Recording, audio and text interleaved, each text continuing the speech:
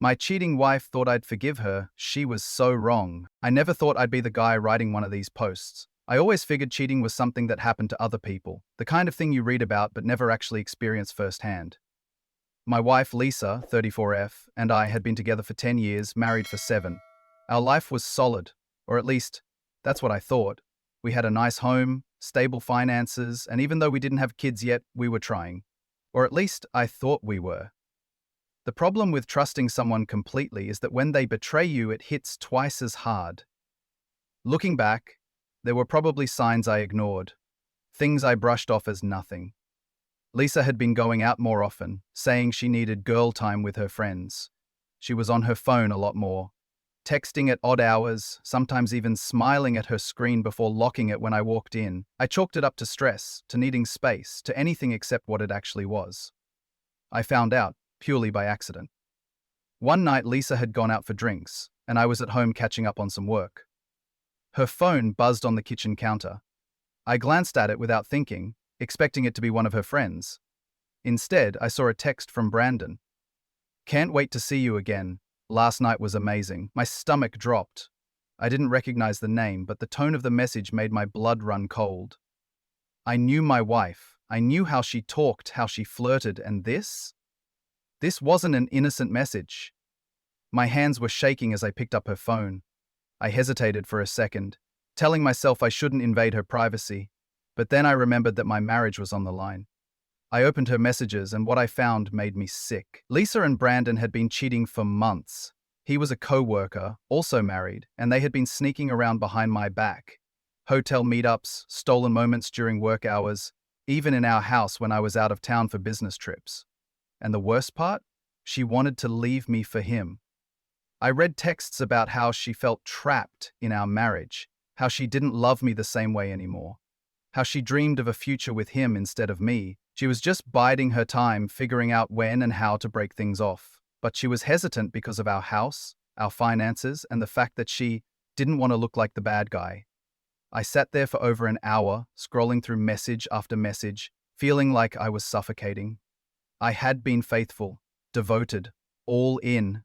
I had built my life around this woman, and in return, she had been planning her exit strategy. I could have confronted her that night, could have blown up the whole thing the second she walked through the door, demanded an explanation, screamed, cried, whatever. But I didn't. Because a simple confrontation wasn't enough. I wasn't going to let her control the narrative. I wasn't going to let her get away with playing the victim, telling people we grew apart while sneaking off into the sunset with her married boyfriend. I wasn't just going to catch her, I was going to ruin her. First things first, I took screenshots. Hundreds of them. Every disgusting message, every hotel receipt she sent him, every "I love you" that she should have been saying to me. I forwarded them all to my own phone and backed them up on my computer. I wasn't just going to confront her, I was going to have proof. Then I started planning. I wasn't going to let Lisa think she had the upper hand. She thought she had time to figure out how to leave me. She thought she could control when and how things ended. She was wrong. Over the next few weeks, I played the role of the oblivious husband. I acted normal, kissed her goodbye in the mornings, asked about her girls' nights, even cooked dinner for us like nothing had changed. Meanwhile, I was preparing my escape. I met with a lawyer, privately. I explained everything, showed the evidence, and made it clear that I wanted to file for divorce on my terms. Lisa wasn't just cheating, she was planning to screw me over financially. She wanted to make sure she got half of everything, including our house, and that wasn't going to happen. My lawyer was incredible. She laid out exactly what we needed to do. Freeze our joint accounts, secure my assets, and make sure Lisa walked away with as little as possible. By the time she realized what was happening, it would be too late.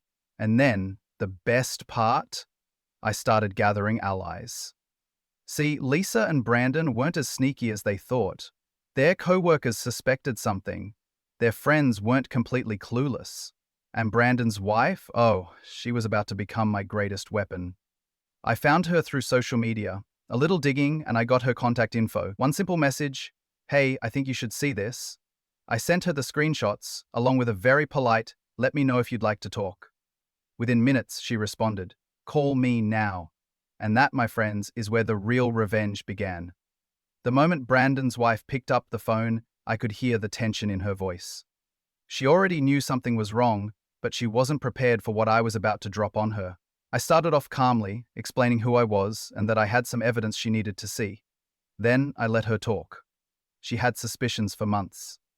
Brandon had been acting strange, coming home later than usual, being secretive with his phone, and suddenly taking way more interest in how he looked.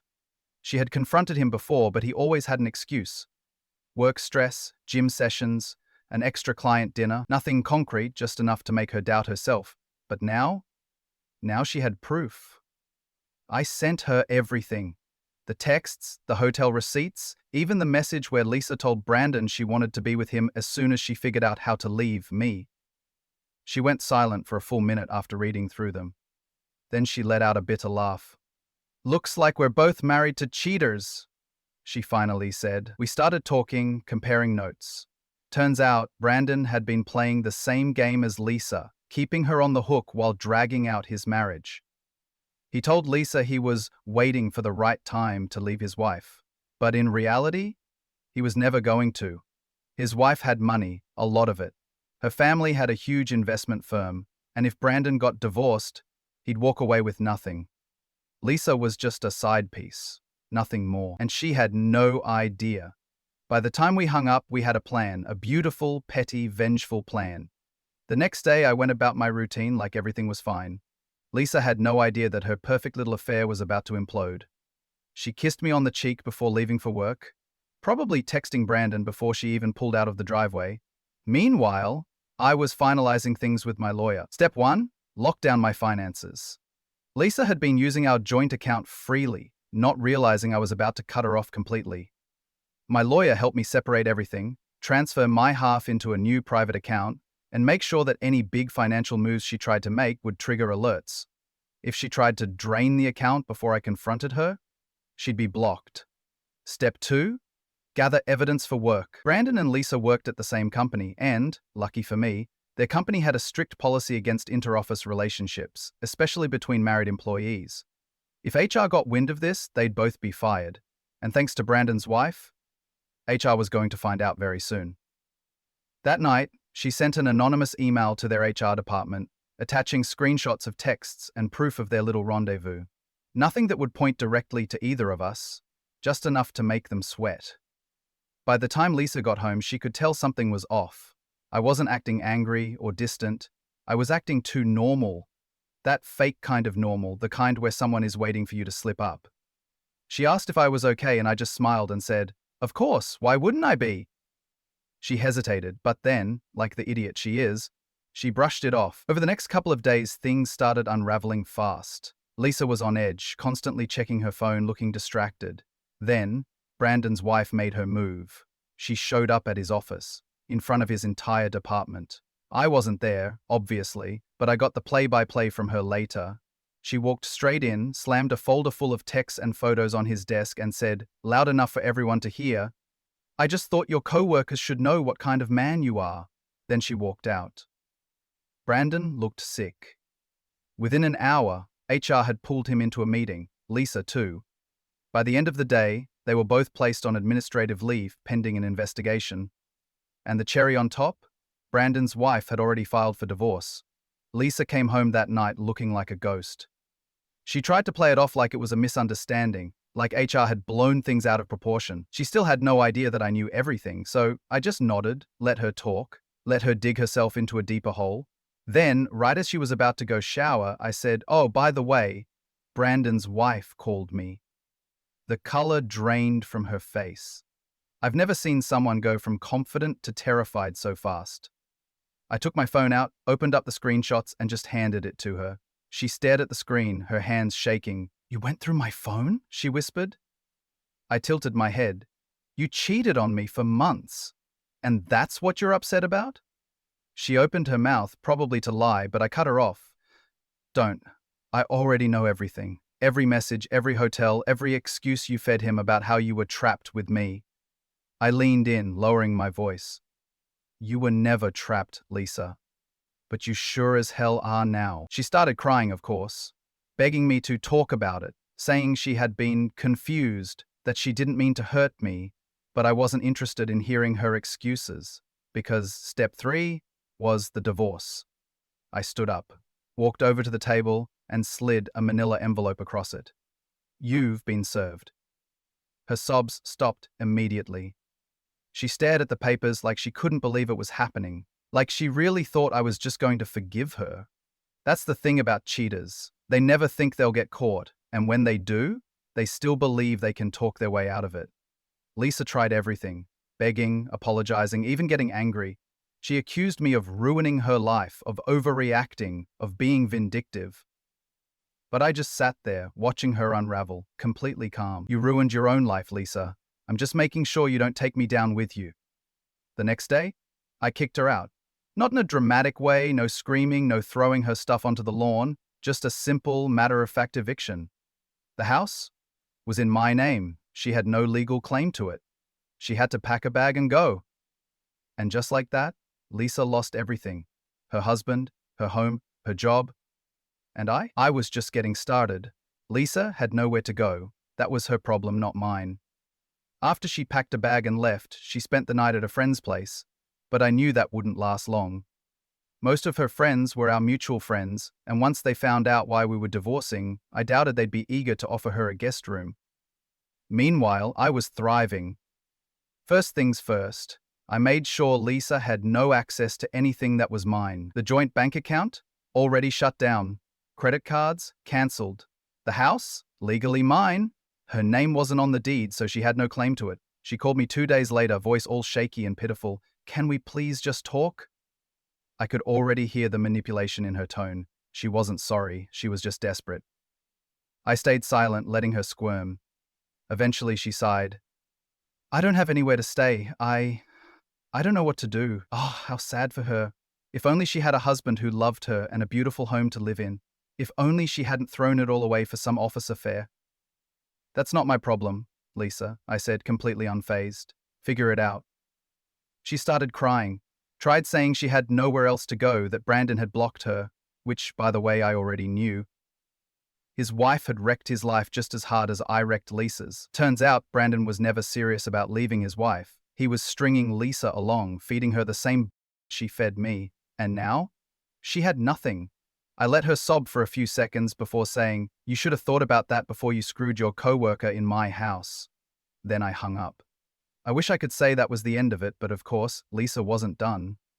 A week later, she showed up at my house, knocking on the door like she still lived there. When I opened it, she looked like hell. Puffy eyes, messy hair, wearing the same clothes as the day before. I almost felt bad. Almost. She started with more begging. She had nowhere to go. She was willing to fix things. I had to give her another chance. I just stared at her, unimpressed. You weren't willing to fix things when you were in his bed, I said flatly. Lisa lost it. The crying turned into screaming. I was cruel. I was heartless. I was a monster. How could I do this to her? She made a mistake. Didn't I love her anymore? That's when I laughed. Actually laughed in her face. You don't get to ask that, Lisa. You don't get to pretend like you care about our marriage now that your boyfriend kicked you to the curb. You didn't love me when you were sneaking around behind my back. You only care now because you have nothing left. I could see the moment she realized that I was done, that there was no saving this. And then the anger came. She squared her shoulders, wiped her eyes, and hissed, "Fine, you want to be an then I'll take half of everything." I just smiled. Good luck with that. Because, oh Lisa, you already lost. She had no claim to the house, no financial leverage, no way to take half when I'd already protected everything. And the best part? She was about to lose even more. Remember how she and Brandon worked at the same company? Yeah. Turns out HR took their little affair very seriously. A week after they were placed on leave, I got an update from Brandon's wife. Lisa was fired. Brandon was fired. Their boss made an example out of them. Lisa called me that night, voice shaking with rage. "You did this!" she screamed. I smirked. "No, Lisa, you did this." She lost her mind, accused me of ruining her life as if she hadn't been the one to destroy our marriage first. She threw every insult she could think of at me, like somehow that would magically undo her mistakes. And when that didn't work, she started begging again. I hung up. And that should have been the end of it. But Lisa still had one more stupid move to make. 3 days after Lisa lost her job, I woke up to my security system blaring. At first I thought maybe it was a glitch, but then I checked the camera feed on my phone and there she was, Lisa, standing at my front door, fumbling with the lock. I sat up, completely stunned. Did she seriously think she could just walk back in like nothing had happened? Like she hadn't been kicked out weeks ago? I watched as she jiggled the doorknob, swore under her breath, then pulled out her old key. Oh, Lisa, she really thought I hadn't changed the locks. The moment she stuck the key in and it didn't work, she froze. Then she tried again. And again. And then she did what every entitled person does when reality smacks them in the face. She lost her mind. She started pounding on the door, screaming my name like some kind of lunatic.